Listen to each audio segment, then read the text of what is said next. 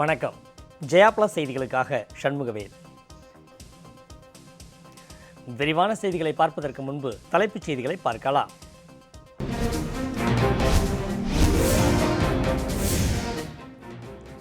தமிழகத்தில் ஒருவருக்கு உருமாறிய கொரோனா தொற்று உறுதி. தனி அறையில் வைத்து சிகிச்சை அளிக்கப்படுவதாக சுகாதாரத்துறை தகவல்.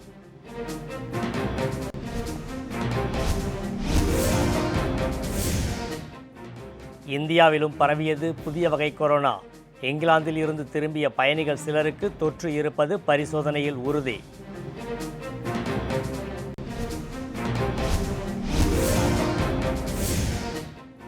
புதிய வகை கொரோனா வைரஸ் பரவியுள்ளதா என்பதை கண்டறியும் சோதனை 10 ஆய்வகங்களில் நடைபெறும்.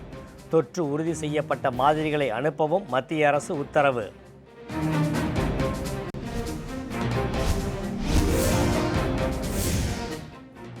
புதிய வகை கொரோனா தொற்று பரவும் பிரிட்டனில் இருந்து ஒடிஷா திரும்பியவர்கள் மாயம். 62 பேரை கண்டுபிடிக்கும் பணியில் அரசு தீவிரம்.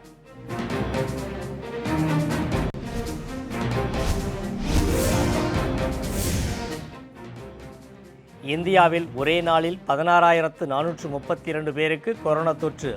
இம்மாதத்தில் 3வது முறையாக பாதிப்பு 20,000க்கும் கீழே சென்றது.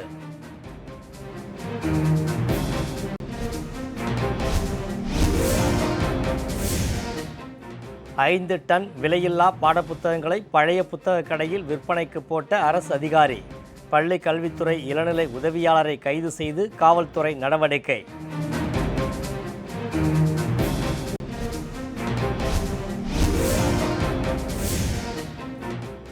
ஜல்லிக்கட்டு போட்டிகளில் கலப்பின காளைகளை அனுமதிக்கக்கூடாது. பாரம்பரிய ஜல்லிக்கட்டு பயிற்சியாளர்கள் நூதன போராட்டம்.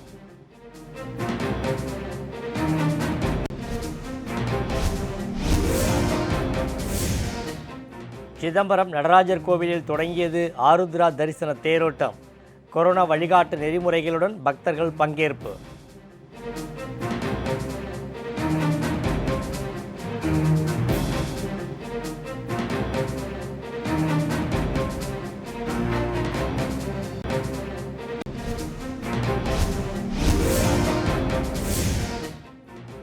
இந்திய பங்குச்சந்தையில் இன்றும் ஏற்றம்.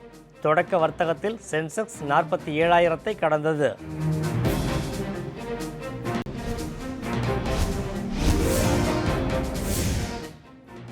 மெல்பர்னில் நடைபெற்ற 2வது டெஸ்ட் கிரிக்கெட்டில் இந்தியா அபார வெற்றி. 8 விக்கெட் வித்தியாசத்தில் ஆஸ்திரேலியா தோற்கடிப்பு.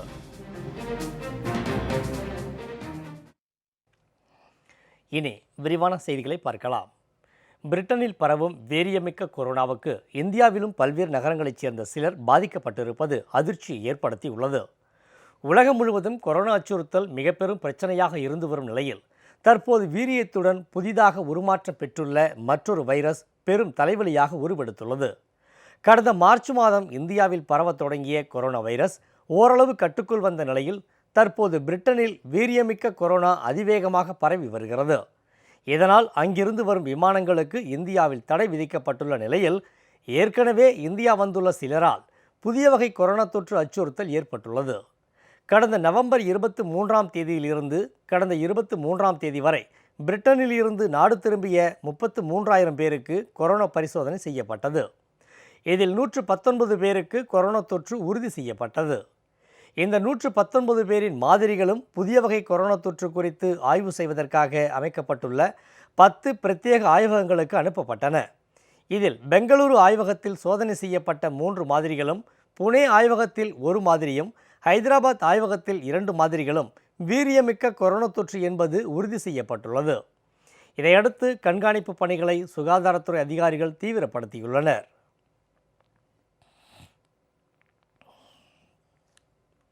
நாடு முழுவதும் புதிய வகை கொரோனா வைரஸ் பரவியுள்ளதா என்பதை கண்டறியும் சோதனை 10 ஆய்வகங்களில் நடைபெறும் என மத்திய அரசு அறிவித்துள்ளது. அனைத்து மாநிலங்களும் கொரோனா தொற்று உறுதி செய்யப்பட்ட 5% மாதிரிகளை அனுப்பவும் மத்திய அரசு உத்தரவிட்டுள்ளது. பிரிட்டனில் இருந்து பரவத் தொடங்கிய புதிய வகை கொரோனா வைரஸ் இந்தியாவிலும் பரவியுள்ளது உறுதி செய்யப்பட்டுள்ளது. இதனைத் தொடர்ந்து இந்த வைரஸின் தன்மை குறித்தும் பரவும் விகிதம் குறித்தும் விரிவாக ஆய்வு செய்ய மத்திய சுகாதாரத்துறை அமைச்சகம் முடிவு செய்துள்ளது. இந்த ஆய்வுகள் டெல்லி, பெங்களூரு, ஹைதராபாத் மற்றும் புனேவில் இருந்து 2 ஆய்வகங்களிலும் கொல்கத்தா மற்றும் புவனேஸ்வரில் தலா ஒரு ஆய்வகத்திலும் நடைபெறும் என மத்திய சுகாதாரத்துறை அமைச்சகம் தெரிவித்துள்ளது. இந்த ஆய்வகங்களில் புதிய வகை கொரோனா வைரஸின் மரபணு வரிசை குறித்து ஆய்வு செய்வதோடு வைரஸ் பரவும் விதம், அறிகுறிகள், சங்கிலி தொற்றை உடைக்கும் விதம் உள்ளிட்ட பல்வேறு காரணிகள் குறித்து ஆய்வு செய்யப்படும் என தெரிவிக்கப்பட்டுள்ளது. அனைத்து மாநிலங்களும் கொரோனா தொற்று உறுதி செய்யப்பட்ட மாதிரிகளில் 5% மாதிரிகளை அனுப்பி வைக்கவும் மத்திய அரசு உத்தரவிட்டுள்ளது.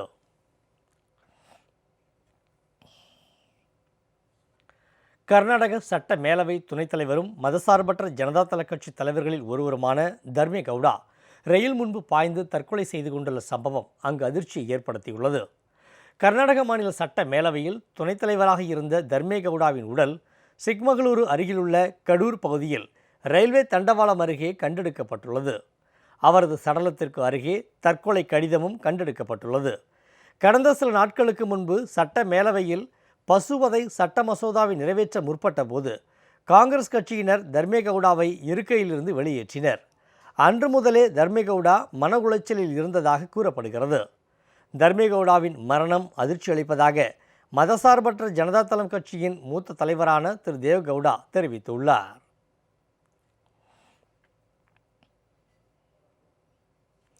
நாடு முழுவதும் கடந்த 24 மணி நேரத்தில் 16,432 பேருக்கு கொரோனா தொற்று உறுதி செய்யப்பட்டுள்ளது. மத்திய சுகாதாரத்துறை வெளியிட்டுள்ள தகவலின்படி நாடு முழுவதும் கடந்த 24 மணி நேரத்தில் 16,432 பேருக்கு கொரோனா தொற்று உறுதி செய்யப்பட்டுள்ளது. நாடு முழுவதும் 2,68,581 பேர் கொரோனா தொற்றுக்கு சிகிச்சை பெற்று வருகின்றனர்.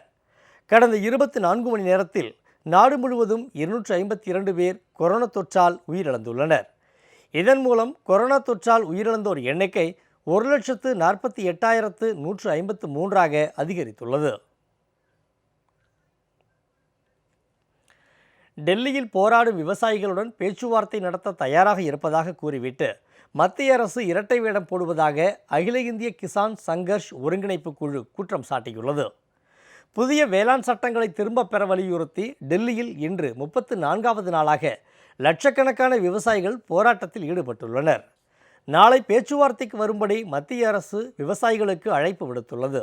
இதனிடையே போராட்டத்தில் ஈடுபட்டுள்ள விவசாய சங்கங்களின் ஒருங்கிணைப்பு குழுவான அகில இந்திய கிசான் சங்கர்ஷ் வெளியிட்டுள்ள செய்திக்குறிப்பில் தங்களின் கோரிக்கைகளை பரிசீலிக்க மத்திய அரசு தயாராக இல்லை என குற்றம் சாட்டியுள்ளது. பேச்சுவார்த்தை தொடர்பான விஷயத்தில் மத்திய அரசு தொடர்ந்து இரட்டை வேடம் போடுவதாகவும் அந்த அமைப்பு விமர்சித்துள்ளது. விவசாயிகளின் நிலம் பறிபோகாது என கூறும் பாதுகாப்புத்துறை அமைச்சர் திரு ராஜ்நாத் சிங் வேளாண் சட்டத்தின் 9வது மற்றும் 14வது பிரிவை படித்து பார்க்க வேண்டும் எனவும் அகில இந்திய கிசான் சங்கர்ஷ் ஒருங்கிணைப்பு குழு பதிலளித்துள்ளது.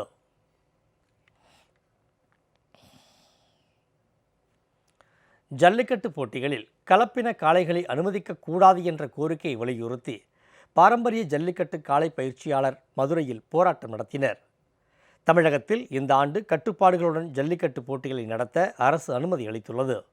மதுரை மாவட்டத்தில் ஜனவரி 14, 15, 16 ஆகிய தேதிகளில் அவனியாபுரம், பாலமேடு, அலங்காநல்லூர் போட்டிகள் நடைபெறுகின்றன. இந்த ஜல்லிக்கட்டு போட்டிகளில் கலப்பின காளைகளை அனுமதிக்கக்கூடாது, ஜல்லிக்கட்டு வீரர்களுக்கு காப்பீடு செய்ய வேண்டும் என்பன உள்ளிட்ட கோரிக்கைகளை வலியுறுத்தி ஜல்லிக்கட்டு பயிற்சி மையத்தினர் எருமை மாடுகளுடன் நூதன போராட்டம் நடத்தினார்கள்.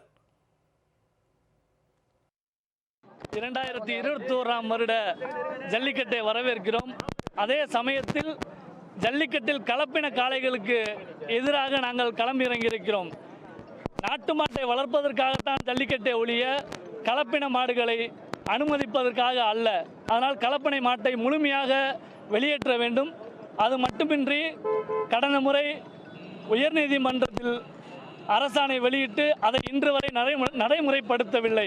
எனவே இந்த அரசை கண்டித்தும் மாவட்ட ஆட்சியாளரை கண்டித்தும் இந்த இடத்திலே இந்த ஆர்ப்பாட்டம் நடைபெற்று கொண்டிருக்கிறது. மாவட்ட ஆட்சியாளர் தானே கொடுக்கணும். 600 டோக்கன் மட்டும் டிக்ளேர் பண்ணணும்ல. 1200 டோக்கன் கொடுக்குறாங்க. அப்போ ஏமாற்றமாகி ஏராளமான பேர் போகிறாங்க. மண்டை உடஞ்சி கால் உடஞ்சி எத்தனை பேர் போகிறாங்க. அப்புறம் நம்ம எதாக இருந்தாலும் நாங்கள் வந்து காவல்துறையை தான் நாங்கள் வந்து குற்றம் சொல்ல வேண்டியது இருக்குது. மாவட்ட ஆட்சியாளர் செய்கிற தவறு காவல்துறையை நாங்கள் குற்றம் சொல்ல வேண்டியது இருக்குது. 3 ஊருக்குமே இங்கே நடக்கிற அனைத்து ஜல்லிக்கட்டுலையுமே மதுரையில் நடக்கக்கூடிய ஜல்லிக்கட்டுக்கு அனைத்துக்குமே கொடுத்துக்கிருக்காங்க. அது மாவட்ட ஆட்சியாளர் மூலியமாக தான் நடந்துக்கிருக்கு ஜல்லிக்கட்டு. அதை வந்து இந்த வருடம் முறைப்படுத்தணும். கடலூர் மாவட்டம் சிதம்பரம் நடராஜர் திருக்கோவிலில் ஆருத்ரா தரிசன விழா தேரோட்டம் தொடங்கியது. சிதம்பரத்தில் உள்ள நடராஜர் கோவிலில் மார்கழி மாதம் நடைபெறும் ஆருத்ரா தரிசன விழாவை காண தமிழகம் மட்டுமின்றி புதுச்சேரி, கர்நாடகா, கேரளா, ஆந்திரா, தெலுங்கானா உள்ளிட்ட வெளிமாநிலங்களிலிருந்தும் பல்வேறு வெளிநாடுகளிலிருந்தும் பக்தர்கள் திரளாக கலந்து கொள்வர். ஆனால் இந்த ஆண்டு கொரோனா தொற்று காரணமாக உள்ளூர் பக்தர்கள் மட்டுமே அனுமதிக்கப்படுவர் என மாவட்ட நிர்வாகம் அறிவித்திருந்தது. இதற்கு எதிர்ப்பு தெரிவித்து உள்ளூர் மட்டுமின்றி வெளிமாவட்டம் மற்றும் வெளிமாநில பக்தர்களும் அனுமதிக்க வேண்டி சிதம்பரம் நடராஜர் கோவில் தீட்சிதர்கள் மற்றும் பொதுமக்கள் சாலை மறியலில் ஈடுபட்டனர். பின்னர் காவல்துறை அதிகாரிகள் பேச்சுவார்த்தை நடத்தியதை அடுத்து போராட்டம் கைவிடப்பட்டது. இதன் காரணமாக கோவிலை சுற்றிலும் ஏராளமான காவல்துறையினர் குவிக்கப்பட்டுள்ளனர். இந்நிலையில் சிதம்பரம் நடராஜர் திருக்கோவிலில் ஆருத்ரா தரிசன விழாவிற்கான தேரோட்டம் இன்று தொடங்கியது. பஞ்சமூர்த்திகளான நடராஜ பெருமான், சிவகாமி அம்பிகை, விநாயகர், முருகர், சண்டிகேஸ்வரர் ஆகியோர் தனித்தனி தேர்களில் வலம் வந்தனர். நடராஜர் கோவில் தரிசன விழா தேரோட்டம் கீழரத வீதியில் தொடங்கி தெற்கு ரத வீதி, மேலரத வீதி, வடக்கு ரத வீதி வழியாக இன்று மாலை வரை நடைபெறுகிறது. தமிழகம், கர்நாடக மாநிலங்களில் தொடர் கொள்ளையில் ஈடுபட்டு வந்த கொள்ளையர்கள் 2 பேரை போலீசார் கைது செய்து அவர்களிடமிருந்து 50 சவரன் நகைகளை பறிமுதல் செய்தனர். விழுப்புரம் மாவட்டம் திருச்சிற்றம்பலம், எறையானூர் உள்ளிட்ட பகுதிகளில் கடந்த 6 மாதங்களாக வீடுகளில் நகை, பணம் கொள்ளையடிக்கப்பட்டு வந்தன. திருச்சிற்றம்பலத்தில் சிவக்குமார் என்பவரது வீட்டிற்குள் புகுந்த 2 பேர் கொண்ட கொள்ளையர்கள் நகைகளை திருடி செல்லும் காட்சிகள் சிசிடிவி கேமராவில் பதிவாகின. இந்த பதிவுகளை கொண்டு விசாரணை நடத்திய போலீசார் புதுச்சேரி மாநிலம் கரிக்கலாம்பாக்கத்தைச் சேர்ந்த பாலகிருஷ்ணன், வேலூர் மாவட்டத்தைச் சேர்ந்த ஆறுமுகம் ஆகிய 2 வரை கைது செய்து அவர்களிடம் இருந்த 50 சவரன் நகைகளை பறிமுதல் செய்தனர். 2 கொள்ளையர்களும் கர்நாடக மாநிலத்திலும் திருட்டில் ஈடுபட்டு வந்தது விசாரணையில் தெரிய வந்தது.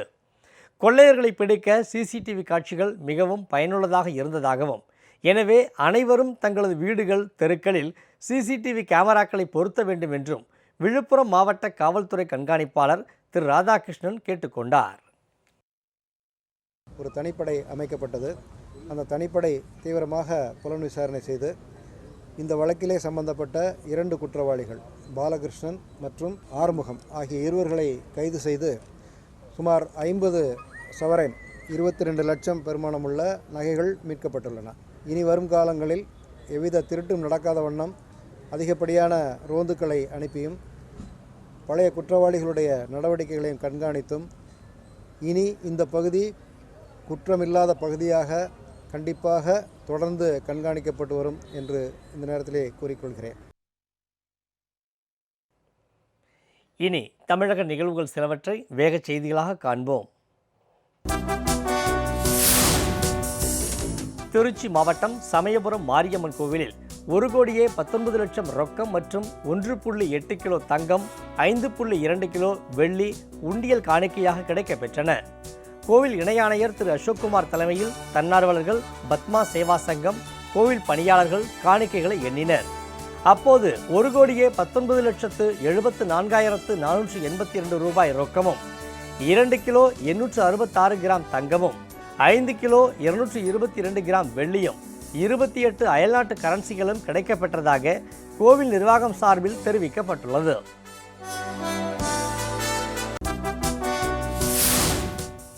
செங்கல்பட்டு தெற்கு மாவட்ட அம்மா பேரவை செயலாளர் திரு ஜி தாண்டவமூர்த்தி தலைமையில் திருப்போரூர் ஒன்றியத்திற்குட்பட்ட எல்லலூர் கிராமத்தில் உறுப்பினர் படிவங்கள் வழங்கும் நிகழ்ச்சி நடைபெற்றது. எல்லலூர், மாம்பாக்கம், மேலக்கோட்டையூர், பொன்மார், தாழம்பூர், சிறுசேரி ஆகிய ஊராட்சிகளில் உறுப்பினர் படிவங்களை செங்கல்பட்டு தெற்கு மாவட்ட செயலாளர் திரு எம் கோதண்டபாணி ஊராட்சி கழக செயலாளர்களிடம் வழங்கினார். அப்போது திருப்போரூர் ஒன்றிய கழக செயலாளர் முட்டுக்காடு திரு ஏ முனுசாமி, ஒன்றிய பொறுப்பாளர் திரு மணி உள்ளிட்ட நிர்வாகிகள் கலந்து கொண்டனர். புதுக்கோட்டை தெற்கு மாவட்டம் அறந்தாங்கி தெற்கு ஒன்றியம் மற்றும் அறந்தாங்கி நகர கழகம் சார்பில் மாவட்ட செயலாளர் திரு க சிவசண்முகம் தலைமையில் தேர்தல் ஆலோசனை கூட்டம் நடைபெற்றது. குக்கர் சின்னத்தை விளம்பரப்படுத்துவது, தேர்தல் பணிகளை விரைந்து மேற்கொள்வது உள்ளிட்டவை குறித்து ஆலோசிக்கப்பட்டது. மாவட்ட பொருளாளர் திரு பஞ்சநாதன், அறந்தாங்கி தெற்கு ஒன்றிய செயலாளர் திரு செல்வராஜ் உள்ளிட்டோர் திரளாக கலந்து கொண்டனர்.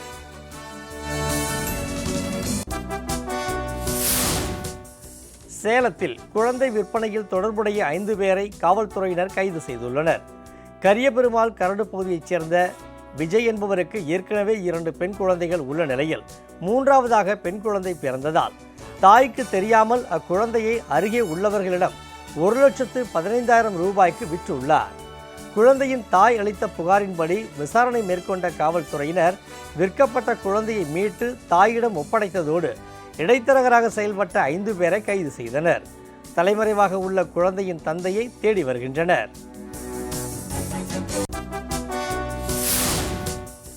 விருதுநகர் மாவட்டம் சத்திரம் புளியகுளம் பகுதியில் 500 ஏக்கரில் பயிரிடப்பட்டிருந்த நெற்பயிர்கள் நோய் தாக்குதலால் பதறாகி போனதால் விவசாயிகள் கவலை அடைந்துள்ளனர். ஏக்கருக்கு 50,000 ரூபாய் வரை செலவு செய்துள்ள நிலையில் தற்போது ஏற்பட்டுள்ள இழப்பிற்கு உரிய நிவாரணம் வழங்க வேண்டுமென விவசாயிகள் கோரிக்கை விடுத்துள்ளனர். நெற்பயிர்கள் அறுவடைக்கு தயாராக இருந்த நிலையில் கனமழை காரணமாக நோய் தாக்குதலால் நெற்கதிர்கள் கருகிய நிலையில் பதறாகி காணப்படுகின்றன.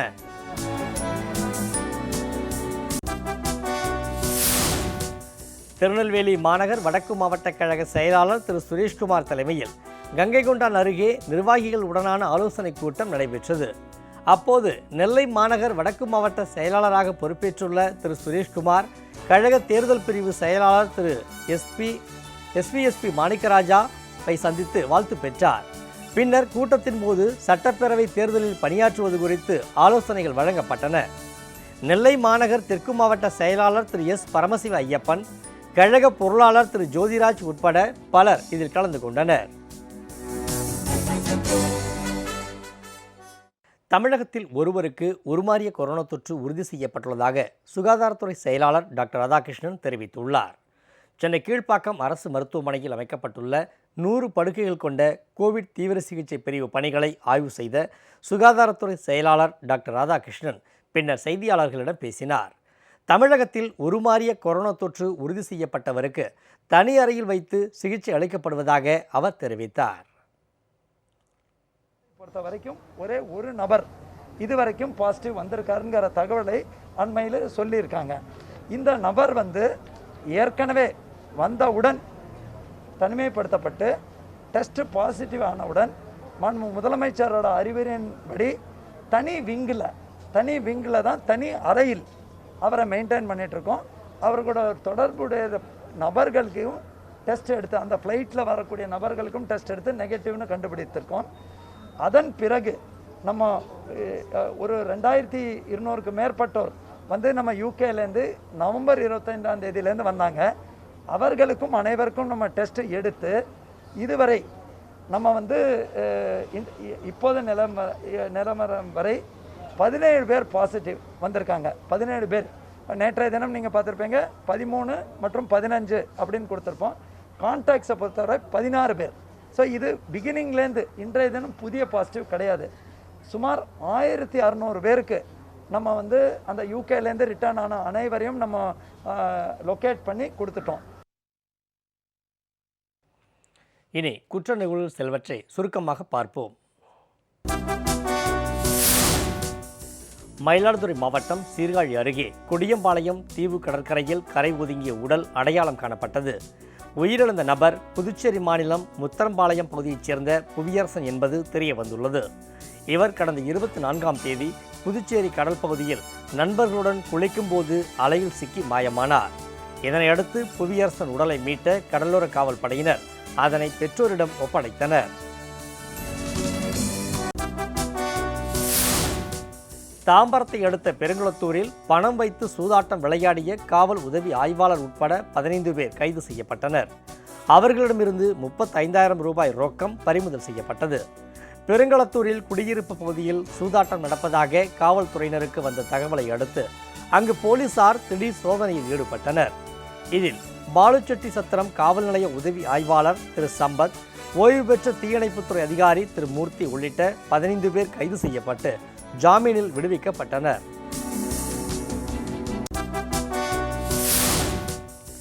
அரசு பள்ளி மாணவ மாணவிகளுக்கு வழங்க வேண்டிய விலையில்லா பாடப்புத்தகங்களை பழைய புத்தக கடையில் விற்பனை செய்த பள்ளி கல்வித்துறை இளநிலை உதவியாளரை காவல்துறையினர் கைது செய்துள்ளனர்.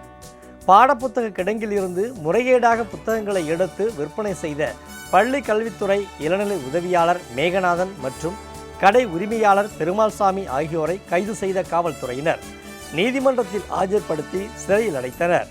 அவர்களிடமிருந்து சுமார் 5 டன் பாடப்புத்தகங்கள் பறிமுதல் செய்யப்பட்டன.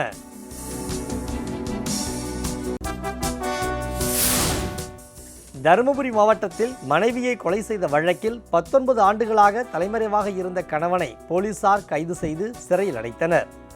தருமபுரி மாவட்டம் புதுப்பட்டி கிராமத்தைச் சேர்ந்த வெங்கடேசன் என்பவர் குடும்ப தகராறின் போது தனது மனைவி கஸ்தூரியின் தலையில் கல்லை போட்டு கொலை செய்தார். பின்னர் சிறையில் அடைக்கப்பட்ட வெங்கடேசன் கடந்த 2001ஆம் ஆண்டு ஜாமீனில் வெளியே வந்தபோது தலைமறைவானார். 19 ஆண்டுகளாக போலீசார் அவரை தேடி வந்த நிலையில் போலீசார் நேற்று கைது செய்து நீதிமன்ற உத்தரவுப்படி சிறையில் அடைத்தனர்.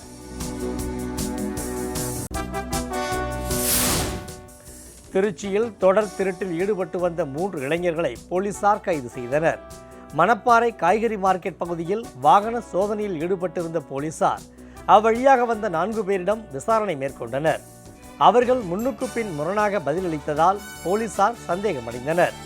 அப்போது ஏற்கனவே வையம்பட்டியில் கடையை உடைத்து பணம் மற்றும் பொருட்கள் கொள்ளையடித்ததும் வளநாடு என்ற பகுதியில் கோவிலில் திருடியதும் அவர்கள்தான் என்பது தெரிய வந்தது. மூவரையும் கைது செய்த போலீசார் 5 இருசக்கர வாகனங்களை பறிமுதல் செய்தனர்.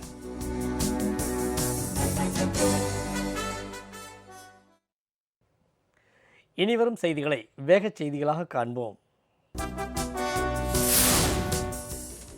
பிரபல தெலுங்கு நடிகரும் நடிகர் சிரஞ்சீவின் மகனுமான ராம் சரண் தேஜா கொரோனா தொற்றால் பாதிக்கப்பட்டுள்ளார். இதுகுறித்து அவர் வெளியிட்டுள்ள அறிக்கையில் தனக்கு அறிகுறிகள் இல்லாத கொரோனா தொற்று ஏற்பட்டுள்ளதால் வீட்டிலேயே தனிமைப்படுத்திக் கொண்டுள்ளதாக தெரிவித்துள்ளார். விரைவில் கொரோனாவில் இருந்து மீண்டு வருவேன் என்ற நம்பிக்கை உள்ளதாகவும் நடிகர் ராம் சரண் தெரிவித்துள்ளார். பிரிட்டனில் இருந்து ஒடிஷா திரும்பிய 62 பேர் மாயமாகி உள்ளதாக மாநில நிர்வாகம் அறிவித்துள்ளது. பிரிட்டனில் புதிய வகை கொரோனா வைரஸ் பரவியதை அடுத்து அங்கிருந்து இந்தியா திரும்பியவர்கள் கண்காணிக்கப்பட்டு வருகின்றனர். கடந்த நவம்பர் 30ஆம் தேதியிலிருந்து கடந்த 21ஆம் தேதி வரை 119 பேர் பிரிட்டனில் இருந்து ஒடிஷா திரும்பியுள்ளதாகவும் இதில் 6 பேருக்கு கொரோனா தொற்று உறுதி செய்யப்பட்டுள்ளதாகவும் ஒடிஷா அரசு தெரிவித்துள்ளது. நாடு திரும்பியவர்களில் 62 பேர் போலி தொலைபேசி எண்களை தந்துள்ளதாகவும் அவர்களை கண்டறியும் பணி நடைபெற்று வருவதாகவும் ஒடிஷா அரசு தெரிவித்துள்ளது. பிரிட்டனில் இருந்து டெல்லி திரும்பியவர்களுடன் தொடர்பில் இருந்த மேலும் 10 பேருக்கு கொரோனா தொற்று உறுதி செய்யப்பட்டுள்ளது. இதன் மூலம் பிரிட்டனில் இருந்து டெல்லி திரும்பியவர்கள் மற்றும் அவர்களுடன் தொடர்பில் இருந்தவர்கள் என 31 பேருக்கு கொரோனா தொற்று இருப்பது கண்டறியப்பட்டது.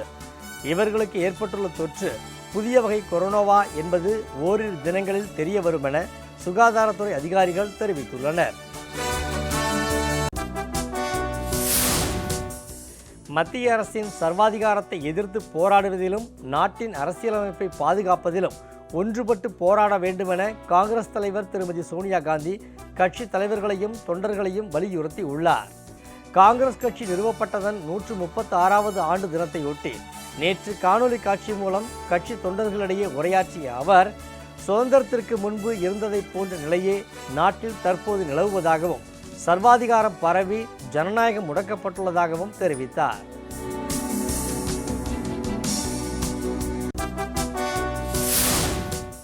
தலைநகர் டெல்லியில் காற்று மாசு மிகவும் மோசமான நிலையில் இருந்து மோசமான நிலைக்கு முன்னேறியுள்ளது. கடந்த சில தினங்களாக 300க்கும் மேல் பதிவாகி வந்த காற்றின் தர குறியீட்டு எண் 280ஆக குறைந்திருந்தது. காற்று மாசு குறைந்திருந்தாலும் டெல்லியில் குளிரின் தாக்கம் அதிகமாகவே உள்ளது.